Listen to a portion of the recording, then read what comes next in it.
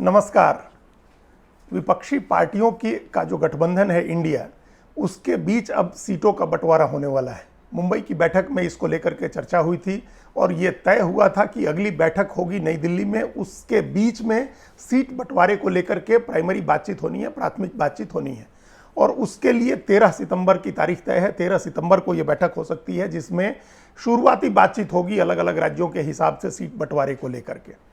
लेकिन उससे पहले विपक्षी पार्टियों के गठबंधन के बीच कई तरह की खींचतान शुरू हो गई है, कई तरह की मुश्किलें शुरू हो गई हैं। एक पहली मुश्किल तो यही आ गई कि उस कमेटी जो कोऑर्डिनेशन कमेटी बनी है, जिसको सीट बंटवारे को लेकर के चर्चा करनी है, उसके सदस्य हैं अभिषेक बैनर्जी। उनको उसी दिन 13 सितंबर को ही ईडी ने बुला लिया है पूछताछ के लिए। वो हो सकता है न जाएं, वो आगे तारीख ले लें, ये सब अपनी जगह है, वो तारीख ले लेंगे। लेकिन ये एक दबाव है अभिषेक बैनर्जी के ऊपर, ममता बनर्जी के ऊपर भी, कि वो केंद्रीय एजेंसियां उनके पीछे पड़ी हैं और किसी भी समय ये चर्चा है कि अभिषेक बैनर्जी को गिरफ्तार किया जा सकता है। झारखंड के मुख्यमंत्री हेमंत सोरेन को लेकर के वो भी उस कमेटी के सदस्य हैं और उनको भी बार बार अब तक 3 बार ईडी का सम्मन हो चुका है और वो नहीं गए हैं मिलने। 9 तारीख को उनका आखिरी सम्मन था, तीसरा सम्मन था 9 सितंबर को, जिस दिन वो G20 देशों के नेताओं के लिए राष्ट्रपति की ओर से दिए गए भोज में शामिल हो गए। उस दिन नहीं गए थे, फिर उन्होंने भी आगे की तारीख मांगी है। तो इस तरह से केंद्रीय एजेंसियों का एक अलग दबाव है और पार्टियों का आपस में एक उनकी खींचतान अलग है। और इस बीच एक बड़ा घटनाक्रम यह हुआ कि 6 राज्यों की 7 सीटों पर विधानसभा के उपचुनाव हुए और उन उपचुनावों के नतीजे को सभी पार्टियों ने अपनी अपनी तरह से लिया है और सब उससे अपनी अपनी स्ट्रेटजी बनाने में लगे हुए हैं। तो ये चीज़ें ऐसी हैं जिनकी वजह से तमाम पार्टियां एक दूसरे के ऊपर प्रेशर बना रही हैं और सीट बंटवारे को लेकर के एक खींचतान की स्थिति आ गई है। ये बहुत आसान नहीं होगा सीट बंटवारा इन पार्टियों के बीच में। जैसे अगर सिर्फ अब कांग्रेस को छोड़ करके और उस गठबंधन की दूसरी पार्टियों की बात करें, जो प्रादेशिक पार्टियां जिनका 1-1, 2-2 राज्यों में असर है, वो पार्टियां अपने को इस उपचुनाव के बाद एम्पावर्ड महसूस कर रही हैं। उनको लग रहा है कि उनकी ताकत बढ़ी है।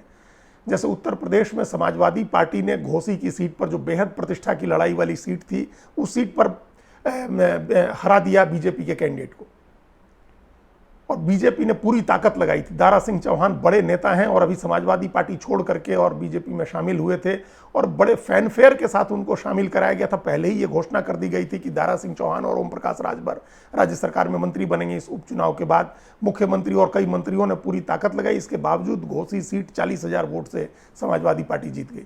बहुजन समाज पार्टी ने वहां अपना उम्मीदवार नहीं दिया था, लेकिन मायावती ने अपने समर्थकों से अपील की थी कि वो नोटा को वोट दें। पिछली बार लड़ी थी बसपा, इसके बावजूद सपा जीती थी और बाई इलेक्शन में भी सपा ने पहले से ज़्यादा अंतर से भारतीय जनता पार्टी को बड़े अंतर से हरा दिया। इसी तरह से पश्चिम बंगाल में धूपगुड़ी सीट पर बाई इलेक्शन हुआ था और उस सीट पर कांग्रेस और लेफ्ट एक साथ मिलकर के लड़े थे। कांग्रेस ने लेफ्ट को सपोर्ट किया था। इसके बावजूद वहां ममता बनर्जी ने बीजेपी के कैंडिडेट को हरा दिया और इस तरह वो सीट बीजेपी की थी जो तृणमूल कांग्रेस ने जीत ली। तो ये इस तरह के नतीजों से अपोजिशन की जो पार्टियां हैं, जो गठबंधन की पार्टियां हैं, उनकी ताकत बढ़ी है। कांग्रेस के साथ उल्टा हुआ। कांग्रेस उत्तराखंड में नहीं जीत सकी, हालांकि टक्कर उसने जरूर दी थी अच्छी। केरल में कांग्रेस जीती, लेकिन वो ओमन चांडी की वो ऐसी सीट थी जिस पर वो 4.5 दशक से जीतते रहे थे, वो सीट कांग्रेस जीती। वहाँ उनका बेटा, ओमन चांडी का बेटा जीता। कांग्रेस ने त्रिपुरा की दोनों सीटों पर लेफ्ट पार्टी को, सीपीएम को सपोर्ट किया था और सीपीएम दोनों सीट हार गई, कांग्रेस भी दोनों। इसका मतलब सीपीएम कांग्रेस दोनों हार गए। उसमें एक सीट बॉक्सा नगर की ऐसी सीट थी जहां 66% मुस्लिम आबादी है और वहां बीजेपी का मुस्लिम कैंडिडेट जीता। तो कांग्रेस और लेफ्ट दोनों कमजोर हुए। लेफ्ट त्रिपुरा में दोनों सीट हारी, लेफ्ट केरल में सीट हारी, लेफ्ट कांग्रेस के साथ लड़ करके पश्चिम बंगाल में हारी। इसके उलट जो सहयोगी पार्टी है, उसमें समाजवादी पार्टी भी जीती उत्तर प्रदेश में और ममता बनर्जी जीती पश्चिम बंगाल में। और झारखंड में डुमरी सीट जिस पर बाई इलेक्शन हुआ था, वो जेएमएम का कैंडिडेट जीता। वो सीट पहले से भी जेएमएम की थी। तो ये एक तरह से ये है कि कांग्रेस के कमजोर होने और सहयोगी पार्टियों के मजबूत होने का एक मैसेज इस उपचुनाव से निकला। दूसरी ओर इससे कांग्रेस बैकफुट पर है आई और दूसरी जो प्रादेशिक पार्टियां हैं उनकी हिम्मत बढ़ी, उनकी मोल भाव करने की क्षमता बढ़ी और वो ज़्यादा सीटों की मांग करने लगे। एक इसका दूसरा पहलू यह है कि जितने प्रादेशिक पार्टियां हैं उनके नेताओं के ऊपर केंद्रीय एजेंसियों का दबाव बढ़ रहा है। हेमंत सोरेन को ईडी का सम्मन आ रहा है बार बार। बिहार में राष्ट्रीय जनता दल के नेताओं को, तेजस्वी यादव को सम्मन आ रहा है, सीबीआई और ईडी पूछताछ कर चुकी है। उसी तरह से झारखंड में हेमंत सोरेन हो, पश्चिम बंगाल में ममता बनर्जी का परिवार हो, या बिहार में लालू प्रसाद का परिवार हो, सबके ऊपर दबाव है। यहाँ तक कि तमिलनाडु में स्टालिन की पार्टी के कई नेताओं के ऊपर दबाव है। उनके तो एक बड़े नेता अभी भी जेल में है, जिनको उन्होंने अभी तक मंत्री बना रखा है। तो ये जो एजेंसियों का दबाव है, उसमें कांग्रेस अपने लिए एक अवसर देख रही है। उसको लग रहा है कि एजेंसियों की कार्रवाई से अपोजिशन की जो दूसरी प्रादेशिक पार्टियां हैं वो बैकफुट पर आएंगी और इसका कांग्रेस को फायदा मिल जाएगा। तो ये दोनों तरफ से टग ऑफ वार की तरह है। बाई इलेक्शन ने एक नई ताकत दी है प्रादेशिक पार्टियों को, तो केंद्रीय एजेंसियों की कार्रवाई से कांग्रेस को एक ताकत मिली हुई है। उसको लग रहा है कि वो दबाव बना करके ज़्यादा सीटें हासिल कर सकते हैं। तो कांग्रेस के नेता इस बात के लिए दबाव बना रहे हैं, और अभी तक जो जानकारी है और जो सूत्रों के हवाले से या इधर उधर नेताओं से अनौपचारिक बातचीत से जो चीज़ें निकली हैं, उसमें यह है कि कांग्रेस जहां बड़ी ताकत नहीं है या जहां प्रादेशिक पार्टियों के भरोसे वो चुनाव लड़ती है, वहां भी कांग्रेस अब बहुत ज़्यादा सीटों की मांग कर रही है। जैसे बिहार में कांग्रेस पार्टी 9 सीटों की मांग कर रही है। लेकिन अगर 2015 के विधानसभा चुनाव को एक बेस लाइन माने, जब आरजेडी, जेडीयू और कांग्रेस तीनों मिल करके लड़े थे, तो उस फॉर्मूले के हिसाब से भी कांग्रेस का दावा 7 सीट पर बनता है, और अपोजिशन की जो दूसरी दोनों बड़ी पार्टियां हैं आरजेडी और जेडीयू, उसको 6 सीट देना चाहती हैं। पहले चर्चा थी कि कांग्रेस को 8 सीट चाहिए, लेकिन कांग्रेस अब 9 सीट मांग रही है। इसी तरह से उत्तर प्रदेश में कांग्रेस ने 20 सीटों की मांग की है, और ये बताया जा रहा है कि अखिलेश यादव इस बात पर बड़े हैरान हुए थे। उन्होंने कहा था कि 2 सीट से ज़्यादा पर तो अच्छे उम्मीदवार नहीं है। 2 सीट है जहां नेहरू गांधी परिवार का सदस्य लड़ेगा तो वो सीटें ठीक है, बाकी पर तो उम्मीदवार नहीं है। इसके बावजूद कांग्रेस 20 सीटों की मांग कर रही है, 80 में 20 सीट, और जो दूसरी सहयोगी पार्टी है महाराष्ट्रीय लोकदल, उसको भी 12 सीटें चाहिए।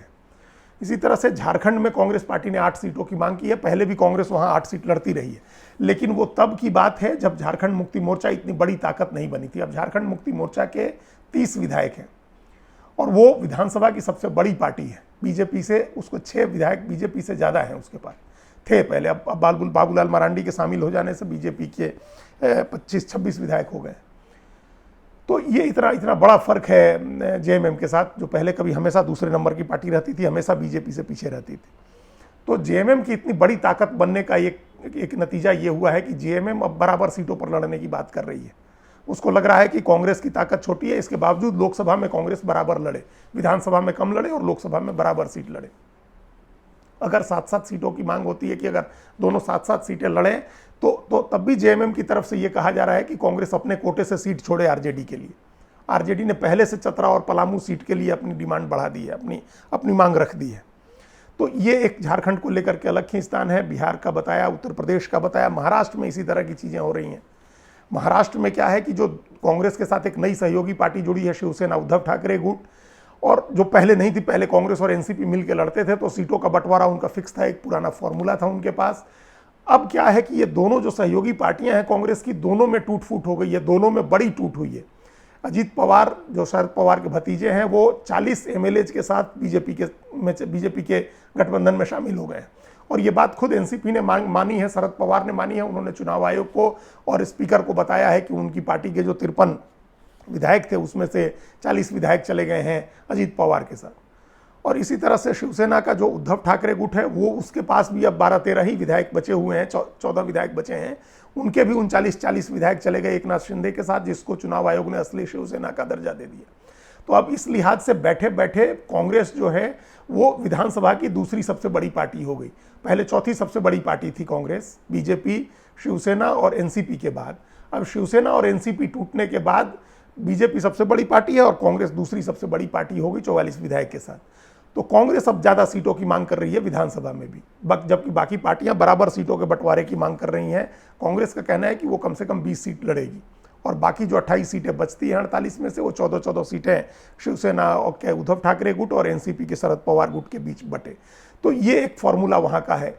ये 4 राज्य अभी सीट बंटवारे के लिहाज से सबसे ज़्यादा उलटफेर वाले या सबसे ज़्यादा खींचतान वाले राज्य हैं। बाकी जगह या तो कोई सहयोगी पार्टी नहीं है, या है तो उसके साथ फॉर्मूला तय है। जैसे तमिलनाडु में फॉर्मूला तय है, कांग्रेस 8 सीट पर लड़ी थी, पिछली बार 8 जीती थी, इस बार उसका फॉर्मूला तय है, वो कांग्रेस उतना ही लड़ेगी। कर्नाटक में कोई सहयोगी नहीं है, तेलंगाना में कोई गठबंधन नहीं है। और ये जहां कांग्रेस को अकेले लड़ना है, वहां पहले से कोई गठबंधन नहीं है, वहां एक प्रॉब्लम आएगी आम आदमी पार्टी को लेकर के, जिसका दावा है कि वो दिल्ली और पंजाब के अलावा उसे राजस्थान, मध्य प्रदेश, छत्तीसगढ़, गुजरात आदि राज्यों में भी सीट चाहिए। कांग्रेस इसके लिए तैयार नहीं होगी। लेकिन अगर दिल्ली और पंजाब में भी सीट बंटवारे की बात होती है तो उसके लिए भी वो भी बहुत आसान नहीं होगा, क्योंकि आम आदमी पार्टी इन दोनों राज्यों में सरकार में है और भारी बहुमत से सरकार में है। कांग्रेस बहुत नीचे है, दिल्ली में तो 0 पर है और पंजाब में भी उसकी सीटें काफ़ी कम हो गई हैं, इसलिए वो बहुत ज़्यादा लड़ने की स्थिति में नहीं है। तो लेकिन कांग्रेस पार्टी के नेता ये चाहते हैं कि लोकसभा में पंजाब में उसको ज़्यादा सीटें मिले। दिल्ली में तो 2-3 सीट की बात हो रही है, लेकिन पंजाब का मामला 13 सीट का है, इसलिए वो उलझेगा। तो ये राज्य हैं जहां गठबंधन, जहां सीटों के बंटवारे की चर्चा होते ही तनाव और खींचतान शुरू होगी।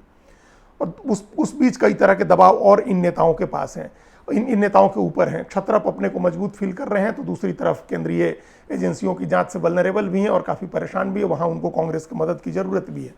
तो एक संकल्प कर लिया है सभी पार्टियों ने कि मिलकर लड़ेंगे। लेकिन अब सीट बंटवारे की जो पहली बैठक होगी 13 तारीख को हो सकती है वो बैठक, उस दिन पता चलेगा कि इनके बीच ये जो समझदारी कितनी बनी है और ये लोग आपस में एक अपने हितों को छोड़ करके, जो मुंबई की बैठक में लालू यादव ने कहा था कि अपना कुछ नुकसान करके भी तालमेल करेंगे, तो उसके लिए कितना तैयार होते हैं, अपना हित छोड़ करके तालमेल के लिए कितना तैयार होते हैं, ये पहली बैठक से पता चलेगा। लेकिन उसके पहले अभी ऐसा नहीं लग रहा है कि बहुत आसान है ये काम। धन्यवाद।